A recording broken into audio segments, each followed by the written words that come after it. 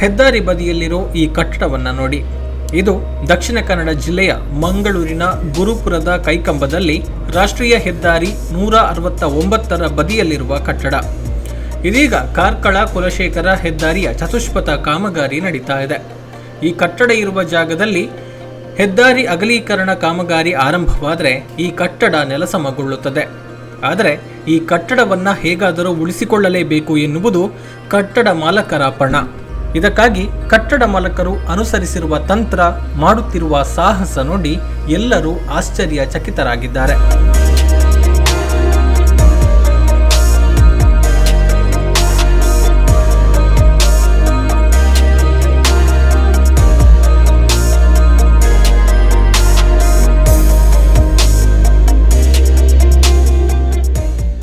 ಇಪ್ಪತ್ತೈದು ವರ್ಷಗಳ ಹಿಂದೆ ಅಂದರೆ 1999ರಲ್ಲಿ ಈ ಕಟ್ಟಡವನ್ನು ಶ್ರೀ ಸುಧೀಂದ್ರ ತೀರ್ಥ ಸ್ವಾಮೀಜಿಯವರು ಉದ್ಘಾಟನೆ ಮಾಡಿದ್ರು.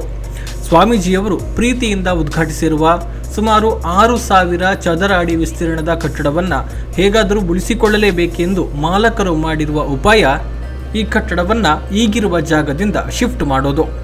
ಇದಕ್ಕಾಗಿ ಹರಿಯಾಣದ hsbl building solutions private limited ಕಂಪನಿಗೆ ಗುತ್ತಿಗೆಯನ್ನು ನೀಡಲಾಗಿದ್ದು, ಸದ್ಯ ಇರುವ ಜಾಗದಿಂದ ಸುಮಾರು 180 ಫೀಟ್ನಷ್ಟು ಹಿಂದೆಗೆ ಈ ಕಟ್ಟಡ ಸ್ಥಳಾಂತರಗೊಳ್ಳಲಿದೆ.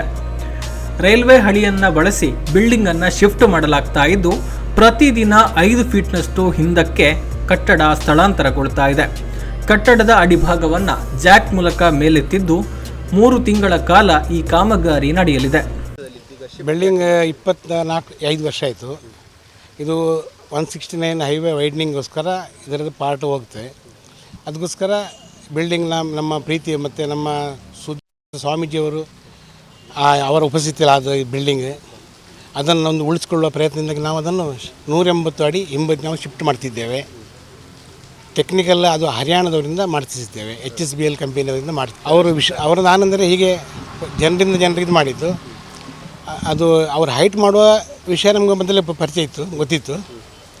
ಈಗ ಅದನ್ನು ಮತ್ತೆ ಅವರು ಶಿಫ್ಟ್ ಮಾಡಲಿಕ್ಕೆ ಒಪ್ಪಿಕೊಂಡಿದ್ದಾರೆ. ಅವರು ಹರಿಯಾಣದವರು ವಿಶಾಲ್ ರಾಣ ಹೇಳಿ ಅವರ ಉಸ್ತುವಾರಿಯಲ್ಲಿ ಮಾಡ್ತಿದ್ದೇವೆ. 180 ಅಡಿ ಹಿಂಬದಿಗೆ ತರಿಸಿದ್ದೇವೆ. ಅಂದರೆ ಸಾಧಾರಣ ಒಂದು 2-2.5 ತಿಂಗಳು ಕೆಲಸ ಉಂಟು ಅವರಿಗೆ. ಹೌದು, ಅಷ್ಟು ಇದರಿಂದ ಇದು ಪ್ರಯತ್ನ ಮಾಡ್ತೀವಿ. ಈಗ ಮಳೆಯಿಂದ ಸ್ವಲ್ಪ ಕೆಲಸ ಸ್ವಲ್ಪ ಕುಂಠಿತವಾಗಿದೆ. ಮತ್ತು ಅನ್ಯವೇನು ವಿಷಯ ನೋಡ್ಬೇಕು ಇನ್ನು ಹೇಗಾಗ್ತೇಳಿ ಪ್ರಯತ್ನ ಬರ್ತಿದ್ದೇವೆ. ಕಾಮಗಾರಿಯ ಸಂದರ್ಭ ಕಟ್ಟಡಕ್ಕೆ ಏನೂ ಅಪಾಯ ಆಗೋದಿಲ್ಲ ಎನ್ನುವ ಗ್ಯಾರಂಟಿಯನ್ನು ಕೂಡ ಕಂಪನಿ ನೀಡಿದೆ.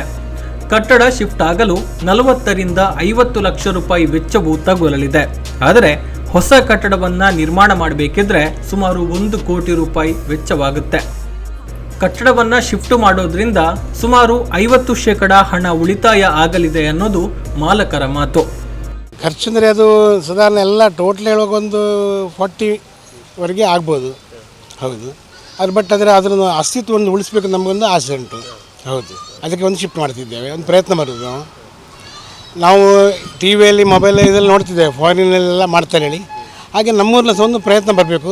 ನಮ್ಮೂರಿನ ಸಹ ನಮ್ಮ ದೇಶದಲ್ಲಿ ಇಂಥ ಟೆಕ್ನಾಲಜಿ ಉಂಟು ಹೇಳಿ ನಮಗೊಂದು ಜನರಿಗೊಂದು ಮನವರಿಕೆ ಆಗಬೇಕು ಒಂದು ಆಸೆ. ಅದಕ್ಕಿಂತ ನಮಗೆ ತುಂಬ ಉಳಿತಾಯ ಆಗುತ್ತೆ, ಟೈಮ್ ಸೇವ್ ಆಗುತ್ತೆ. ಒಟ್ಟಿನಲ್ಲಿ ಕಟ್ಟಡದ ಮೇಲಿನ ಪ್ರೀತಿಯಿಂದ ವಿಭಿನ್ನ ಪ್ರಯತ್ನಕ್ಕೆ ಕೈ ಹಾಕಿರುವ ಕಟ್ಟಡ ಮಾಲಕರ ಸಾಹಸ ಈಗ ಎಲ್ಲರ ಮೆಚ್ಚುಗೆಗೆ ಪಾತ್ರವಾಗಿದೆ. ಬ್ಯೂರೋ ರಿಪೋರ್ಟ್, ಸುದ್ದಿ ನ್ಯೂಸ್, ಮಂಗಳೂರು. ನಿಮ್ಮ ಕನಸಿನ ಗೃಹ ಇನ್ನಷ್ಟು ಅಲಂಕಾರವಾಗಿಸಲು ನೂತನ ಡಿಸೈನ್ಗಳುಳ್ಳ ಫರ್ನಿಚರ್ಗಳು ಈಗ ಫ್ಯಾಕ್ಟರಿ ಬೆಲೆಯಲ್ಲಿ. ಡಿಜಿ ಫರ್ನಿಚರ್ ಫ್ಯಾಕ್ಟರಿ ಔಟ್ಲೆಟ್ ಈಗ ಪುತ್ತೂರಿನಲ್ಲಿ ಪ್ರವರ್ತನೆ ಆರಂಭಗೊಂಡಿದೆ.